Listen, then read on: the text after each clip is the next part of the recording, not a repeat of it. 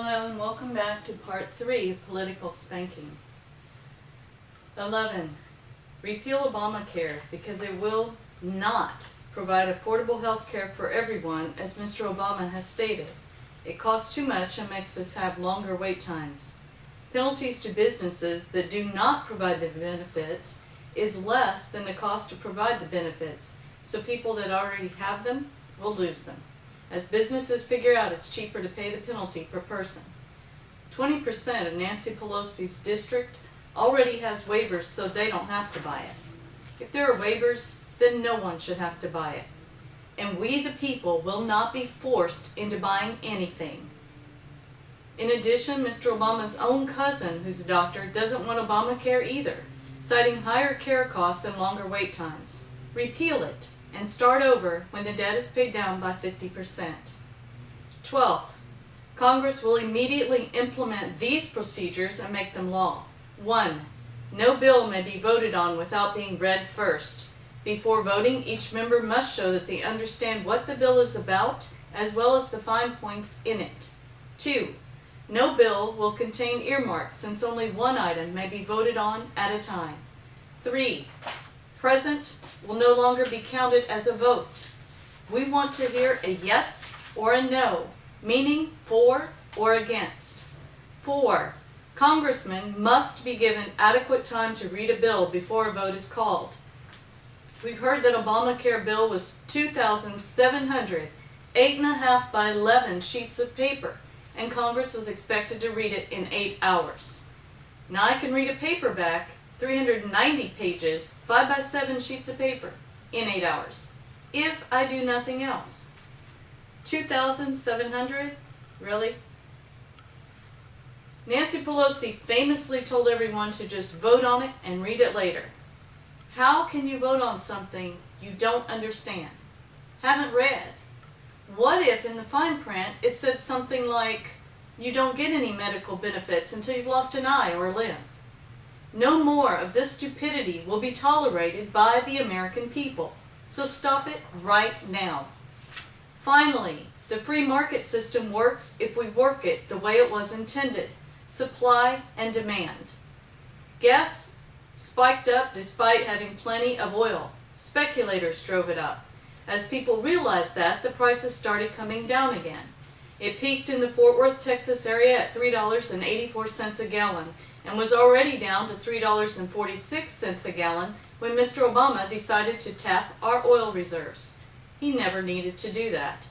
The news media thought that move could bring the prices down to $3.25 a gallon, and it did. But already it is back up to $3.59 a gallon. That temporary fix lasted less than 2 weeks. And that's great, but we still remember the $1.60 a gallon days. Right now, at the price oil is per barrel, the news media says the oil companies make a profit at $2.56 a gallon. So, to be sure that the oil companies get a good profit and keep producing, we are willing to pay $2.65 a gallon, and not 1 penny more. To get it there, we the people must drive it there, no pun intended, by picking one gas station and boycotting that station until the sign reads $2.65 a gallon. Once it reads $2.65 a gallon, we will all use that gas station exclusively until the other gas stations lower their prices as well. Folks, this country isn't really run by Congress and the President as much as they like to think so. This country is run by us, we the people, always has been, always will be. If we exercise our rights as the people who run this country by boycotting the things that aren't right, we will get a change by forcing the change. Congress and the President cannot do that. Only we can. Only we the people have that power. The power lies in the sheer numbers of us. Truckers, this will work for you as well.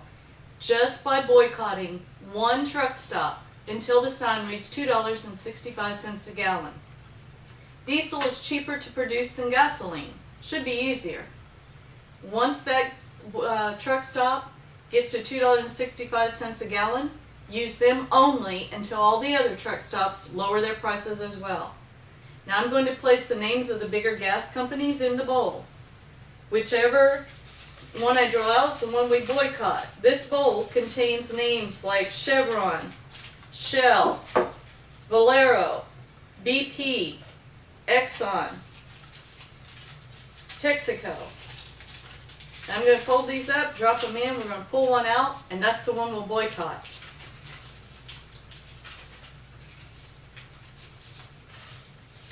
Alright. And the winner is Valero. The gas station we boycott until they reach $2.65 a gallon is Valero. Now let's see what truck stop out of this bowl. In this bowl we have Flying J, Pilot, Petro, Love's, and TA. Whichever one we pull out of here is the truck stop we boycott until the sign reads $2.65 a gallon. Folks, we drive the prices, not Congress, not the oil companies. Supply and demand, let's show them how it works. And the truck stop to boycott is TA. We will be boycotting Valero and TA until the prices get to $2.65 a gallon. At that point, we will only use Valero and TA until everybody else brings their price to $2.65 a gallon.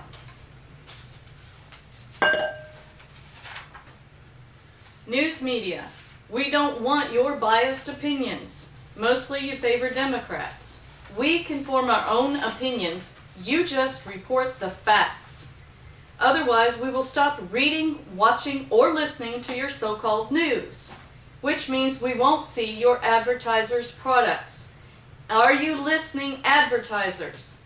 We won't see what you want to sell us. So it's up to you to make sure that the news media reports facts only. Otherwise, you're just wasting your money. Congress and Mr. Obama, for too long we have allowed you a lot of leeway, but we're running out of time.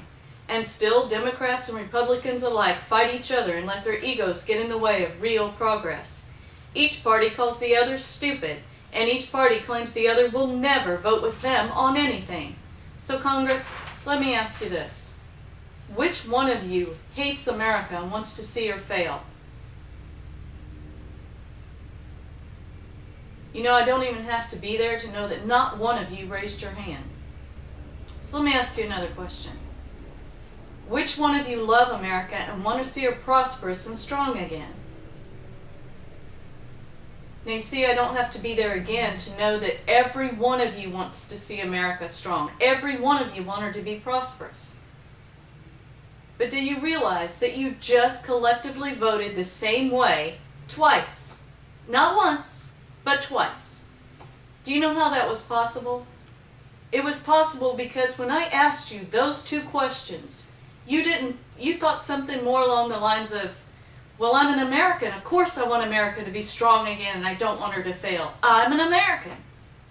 What you was not thinking is that I'm a Democrat and I have to vote this way. Well, I'm a Republican and I have to vote this way. For once, you forgot your party lines. You voted like an American.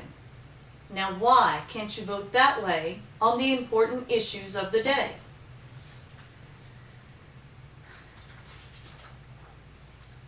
Here's the deal, Congress, Mr. Obama. If we get the debt paid down, that's less interest we pay. If we currently pay $400 million a day in interest alone, paying nothing else, then cutting $500 million over 10 years just isn't going to cut it. Drastic times call for drastic measures. These things we have outlined for you are a step in the right direction. If Standard & Poor's see that we are making a dent and have a workable plan in place, our credit rating should stay good, AAA, which keeps us from paying an even higher interest rate. If you will stop beating each other up long enough to pass this through both the Senate and the House, and Mr. Obama approves it as well within 7 days, we will have another 7 days to actually get it working, get the debt paid down by a lot, before August 2nd, 2011. Because you, Mr. Obama, and you, Congress, are so good at procrastinating, we the people are imposing the 7-day deadline. If you don't meet this deadline, we the people will start to take our country back. We will do this without, repeat, without any violence of any kind, but we will take our country back. You have let yourselves believe that you are our rulers instead of our public servants. You have made it clear that even in the direst of circumstances, you refuse to compromise or tighten your belts to save our country. So shame on you for dragging our country down, for smearing our name, and for trying to defeat the spirit of the American people. We the people will never let this country fail, even if we must do it ourselves. In case you have comments, threats, or want to actually talk, my name is Catherine Louise Lane. I live in Fort Worth, Texas, and I'm not that hard to find. You have 7 days to implement these changes and make them law. Most of you are lawyers, and with your education and political experience, this should be a piece of cake. We the people stand united on this, young and old, rich and poor, black and white, Democrat and Republican. We have gotten rid of our party lines. Now, will you? 7 days. Clock's ticking. We suggest you get on it.